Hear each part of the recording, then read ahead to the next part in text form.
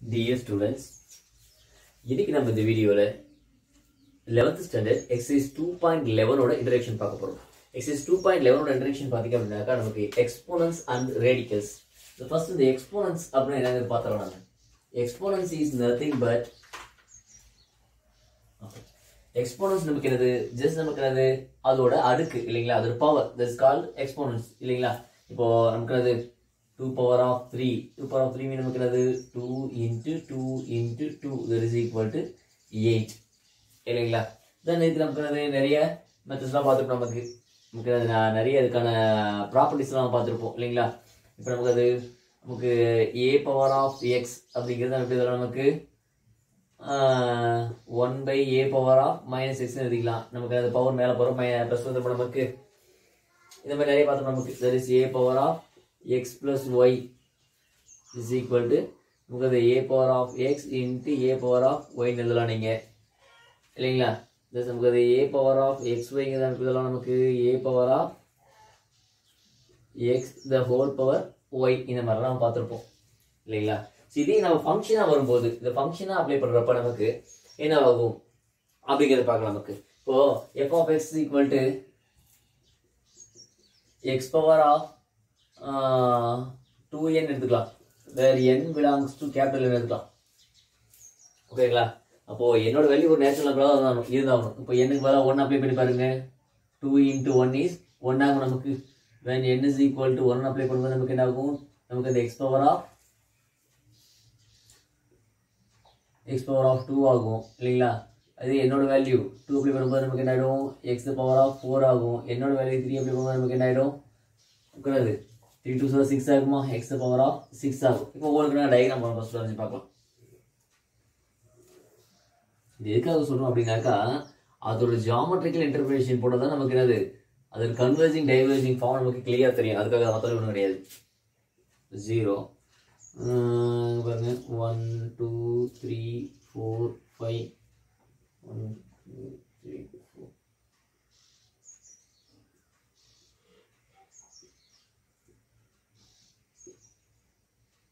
ஓகேங்களா இப்போ ஃபர்ஸ்ட் நமக்கு என்னது f of x equal to x square இருக்கலாம்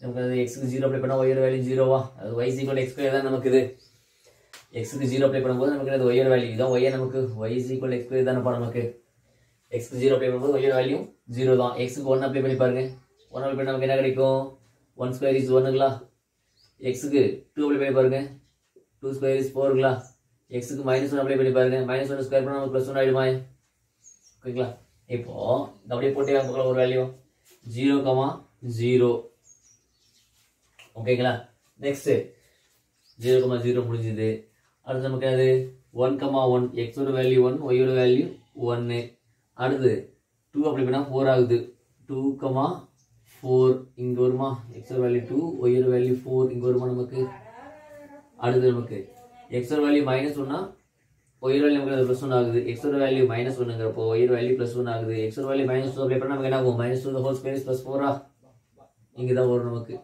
சோ நமக்கு என்னது 2, 4 ஒரு approximate diagram வரையலாம்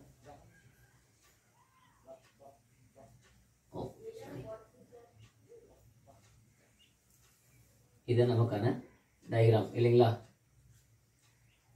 ஓகே ஒண்ணு முடிஞ்சு அடுத்து என்னோட வேல்யூ 2 அப்ளை பண்ணா நமக்கு என்னது x power of 4 க்கு நான் எது சொல்லுங்க பார்க்கலாம் பாருங்க x power of y is equal to x power of 4 x க்கு 0 அப்ளை பண்ணா y க்கு 0ங்களா x க்கு 1 அப்ளை பண்ணா y ஓட வேல்யூ 1ங்களா x க்கு 2 அப்ளை பண்ணா y ஓட வேல்யூ நமக்கு என்ன 2 power of 4 2 4 8 16 ஆகுமா நமக்கு x க்கு பதிலா -1 அப்ளை பண்ணா நமக்கு என்ன கிடைக்கும் பவர் நமக்கு ஈவன்ல இருக்கு இல்லீங்களா பவர் ஈவன்ல இருக்கனால நமக்கு அது should be a positive number அப்படி நம்ம x க்கு 1 அப்ளை -1 அப்ளை பண்ணாலும் y க்கு +1 தான் x க்கு -2 அப்ளை பண்ணா நமக்கு என்னது +16 வரும் இல்லீங்களா இப்போ இதுக்கான டயகிராம் வேரியேஷன் கொடுத்துங்க நம்ம வேற கலர்ல போலாமே இது இப்படி காமிச்சிடலாம் எழுத மாட்டது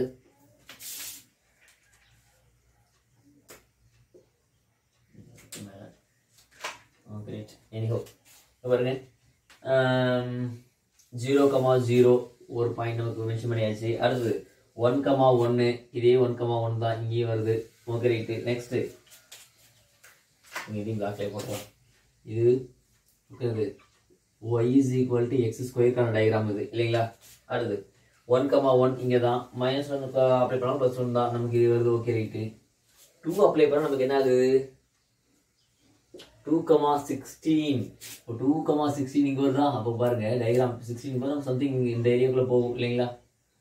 அதே தான் பட் கொஞ்சம் நமக்கு என்னது கன்வர்ஜ் ஆகுதா. அப்படியே y ஆக்சிஸ் நோக்கி கன்வர்ஜ் ஆகிட்டு வந்துட்டு இருக்கா நமக்கு. அது x பவர் 6 இருக்கு பாருங்க. y is equal to x power of 6 இருக்கு பாருங்க. x க்கு 0 அப்ளை பண்ணா y க்கு 0வா. x க்கு 1 அப்ளை பண்ணா 1 the power of anything 1 தான் வர போகுது. அடுத்து x க்கு -1 அப்ளை பண்ணி பாருங்க +1 தான் வர போகுது. இதே நமக்கு அந்த x க்கு 2 அப்ளை பண்ணி பாருங்க 2 power of 6 நமக்கு என்ன ஆகும் 2 4 8 16 இல்லைங்களா 32. அது நமக்கு என்ன ஆகுது 64 ஆகும் நமக்கு. இதே நீங்கள் -2 அப்ளை பண்ணால் நமக்கு என்னது +64 தான் வரும் ஓகேங்களா. அதே 1,0 0,0 1,1 -1,1 வருது. ஆனால் 2 அப்ளை பண்ணால் நமக்கு 64 வருது. இப்போ 2 அப்ளை பண்ணால் நமக்கு 64 அப்படிங்கிறப்ப இங்கே போகும். அப்போ கொஞ்சம் என்ன கொஞ்சம் கன்வெர்ஜ் ஆகிருமா நமக்கு. ஜஸ்ட் கன்வர்ஜிங்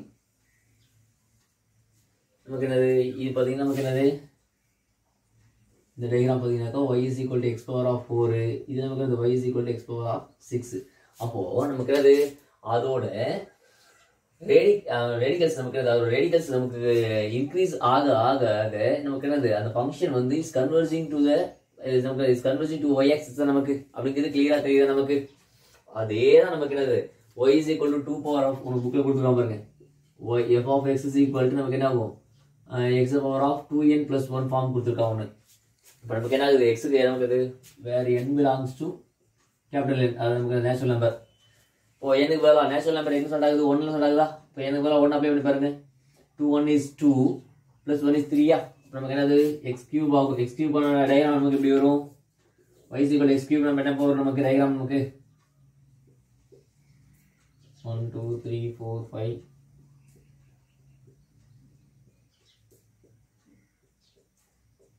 ஓகேங்களா. இப்போ பாருங்க y is equal to x cube 0 apply பண்ணா நமக்கு என்ன ஆகும் 0 வரும். 1 அப்ளை பண்ணா 1 cube is 1ங்களா. 2 அப்ளை பண்ணா 2 cube is 8ங்களா.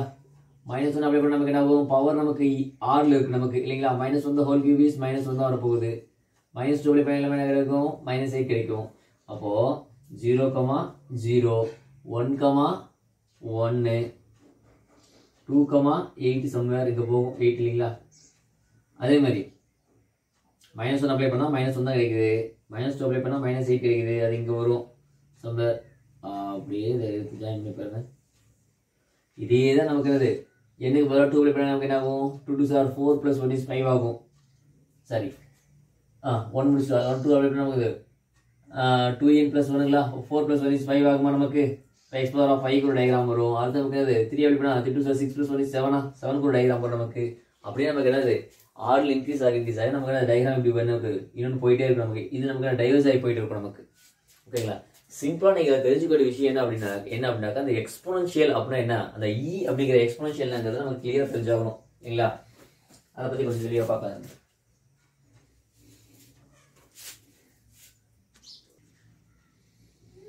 இதில் நீங்கள் குறிப்பாக தெரிஞ்சுக்க வேண்டியது பாருங்க a power of x equal to 1னாக்கா எக்ஸோட வேல்யூ என்னவா இருக்கும் எக்ஸ்போனன்ஷியல ரொம்ப நமக்கு முக்கியமாக தெரிஞ்சுக்க வேண்டியது. ஏன்னா இதை பேஸ் பண்ணி தான் அடுத்து நமக்கு லாகரிதம் வரப்போகுது. லாகரிதம் இஸ் நத்திங் பட் இது அவ்வளோதான் இதோட எக்ஸ்டென்ஷன் தான் அவ்வளோதான் ஓகேங்களா. இப்போ a power of x equal to 1னாக்கா எக்ஸோட வேல்யூ என்னவா இருக்கும் நமக்கு தட் இஸ் 0வா. எக்ஸோட வேல்யூ 0 அப்படின்னா எனிதிங் பவர் 0 வேல்யூ 1 நமக்கு தெரியுங்களா. நமக்கு anything power 1 value the same value, anything power 0 value 1ங்களா. anything power 0 value நமக்கு என்ன ஆகும் பாருங்க x by x வேல்யூ 1 எப்படி சொல்றோம் நம்ம. ஸோ அப்போ x power of 1 divided by x power of 1 இது எப்படி மேலே போகிறோம் நமக்கு என்ன ஆகும் x power of 1 minus 1 ஆகும் இல்லைங்களா. that is equal to x power of 0 that is equal to 1 இல்லைங்களா. நம்ம என்ன பண்ணுவோம் x x அடிச்சு நமக்கு 1 போட்டுருவோம் இல்லைங்களா. ஸோ இதோட ஃபுல் ஃபார்ம் நமக்கு இதான் இருக்கிறது a power of m divide by a power of n is equal to a power of m minus n அப்படிங்கிறது நம்ம 8th ஸ்டாண்டர்ட்லேயே பார்த்துருப்போம் ஓகேங்களா. அவ்வளோதான். இப்போ 2 பவர் ஆஃப் எக்ஸ்க்கு இருக்கலாம் நமக்கு y is equal to 2 power of எக்ஸ்க்கான டயக்ராம் போகலாம் நமக்கு. இது x, இது y. 0.5, 1, 1.5, 2 எடுத்துக்கலாம். minus 0.5, minus 1, minus 1.5. அதே மாதிரி நமக்கு என்னது 0.5, 1, 1.5, 2.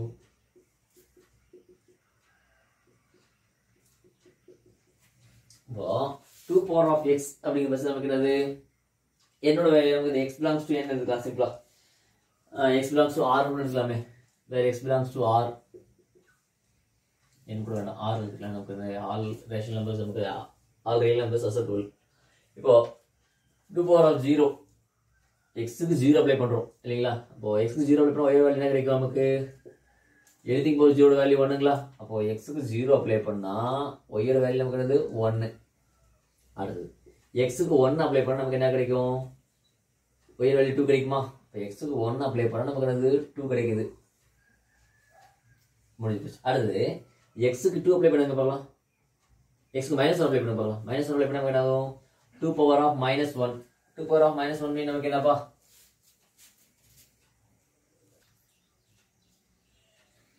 x க்கு பதிலா -1 அப்ளை பண்ணி பாருங்க. 2 power of -1. 2 power of -1 மீன் நமக்கு என்னது? y is equal to 2 power of -1. That is y is equal to 1/2 ஆகும் நமக்கு. சரிங்களா? சோ நமக்கு என்ன ஆகும்? நமக்கு 2 power of -1 மீன் நமக்கு என்னது? 1/2. That is 0.5 நமக்கு. -1 அப்ளை பண்ணா நமக்கு என்னது? y ஓட வேல்யூ 0.5. நமக்கு diagram is becoming like this. இப்படி நமக்கு வரும். அப்படியே நம்ம கன்வர்ஜ் ஆயிட்டு 0 க்கு போயிட்டே இருக்கு நமக்கு. ஆனா 0 ஆகாது எந்த வேல்யூ அப்ளை பண்ணாலும். ஓகேங்களா? இதுவே தான். அப்படி நீங்க இதோட ரெசிப்ரோக்கல் போடுங்க பார்க்கலாம். அது y is equal to 1/2 power of x போடுங்க அப்படினாக்கா we are getting the diagram like this. அப்படியே இதோட நமக்கு என்னது? இதோட மிரர் இமேஜ் நமக்கு இதோட இம்பாக்ட் தான் நமக்கு அங்க கிடைக்கும். இல்ல நீங்க வேணா வேலையை அப்ளை பண்ணி பாருங்க. நமக்கு அதெல்லாம் டைம் இல்ல. பெருசா நமக்கு இதோட ரெசிப்ரோக்கல் ஃபார்முக்கு அப்ளை பண்ற பட்சத்துல நமக்கு என்னது? இதோட இதே நமக்கு என்னது? இதோட இமேஜ் ஃபார்ம் தான். பட் நமக்கு is converging to the 0 but does not get the 0 போயிட்டே இருக்கும். ஓகேங்களா? So right. இப்போ இந்த exponential e power of x அப்படினா என்னங்கறத பத்தி நம்ம தெளிவா பார்த்துடலாம்.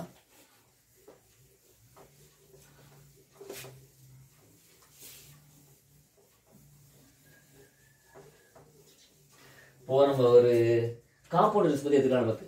ஓகேங்களா? நம்ம காம்பவுண்டர்ஸ் என்ன பண்ண நமக்கு?